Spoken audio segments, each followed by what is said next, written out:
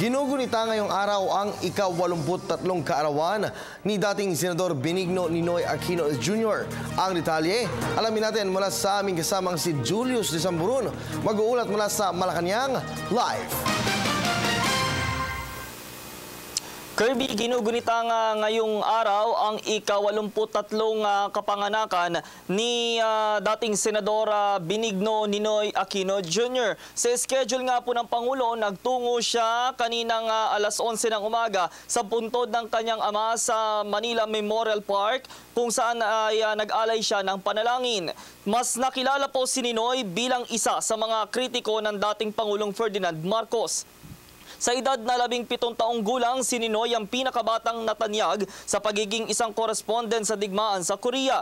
Siya din ang naging pinakabatang nahalal na punong bayan sa Concepcion, Tarlac. Panahon ng panunungkulan ni dating Pangulong Diosdado Macapagal nang umanib si Ninoy sa Partido Liberal. Siya ang naging pangkalahatang kalihim ng partido na naging daan upang siya ay mahalal na pinakabatang senador noong 1967. Sa pagdedeklara naman ng batas militar ng madakip at makulong si Ninoy. Siya ay nagkaroon ng sakit sa puso at pinahintulutan naman maoperahan sa Estados Unidos. Dahil sa nais niyang ipagpatuloy ang paglilingkod sa bayan at bumalik si Ninoy dito sa Pilipinas, subalit sa kanyang hindi inaasahan ay hindi niya ito na isa katuparan dahil siya po ay nabaril at napatay sa tarmac ng paliparan noong ika-21 ng Agosto taong 1983. Si Ninoy po ang may bahay ng tinaguriang ina ng demokrasya, Corazon Aquino, at ama po ng kasalukuyan nating Pangulo, Benigno Aquino III. Samantala po, kaugnay naman ng nakatakdang biyahe po ng ating Pangulo sa Europa sa Nobyembre 29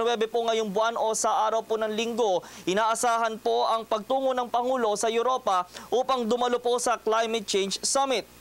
Base sa impormasyong ating nakalap, inaasahang maghahayag ng 3 minutong speech ang Pangulo na pawang ang highlight po ay yung pagtugon ng Pilipinas sa epekto ng climate change. Kampanya nito para mapanatili ang karapatang pantao, gender issues at pati po sa mga katutubo. Magiging keynote remarks din ang punong ehekutibo sa Climate Change o Climate Vulnerable Forum sa Conference of Parties o COP21. Makakasama po ng Pangulo sa COP21 ang nasa mahigit 100 head of states para sa United Nations Framework Convention on Climate Change o UNFCCC.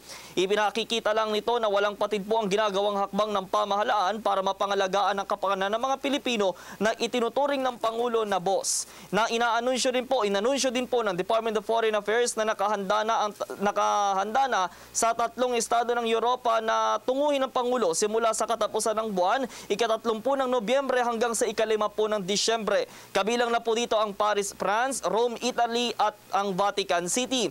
Pagtapos po ng kanyang biyahe sa Paris ay makikipagkita din po ang Pangulo sa mga negosyante mula sa French, Irish at Japanese companies upang palakasin naman ang trade and investment, partnership at health cooperation. Sasaksihan din po ng Pangulo ang Memorandum of Understanding o MOU signing sa pagitan ng Bases Conversion Development Authority o BCDA at Viva Police French Organization para sa pagpapaganda at pagpapalakas ng Green City Project sa Clark, Pampanga. Makikipagkita din po ang Pangulo sa mga nasa mahigit 100,000 Filipino workers sa Italy.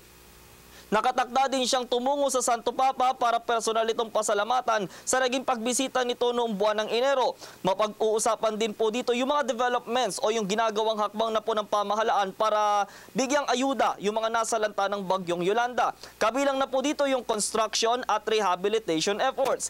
Ilan nga sa mga nakatutok sa Yolanda Rehab ang DSWD, DPWH at maging po ang DOF. Ito po ang unang biyahe po ng Pangulong Aquino sa Roma at Vatican. Kasama po niya dito sina DTI Secretary Gregory Domingo, Finance Secretary Cesar Purisima, Agrarian Reform Secretary Virgilio de los Reyes, DENR Secretary Ramon Paje at pati po si DOH Secretary Janet Garin. At yan po ang ating pag-uulat mula dito sa Palasyo ng Malacanang sa tulong ng RTVM.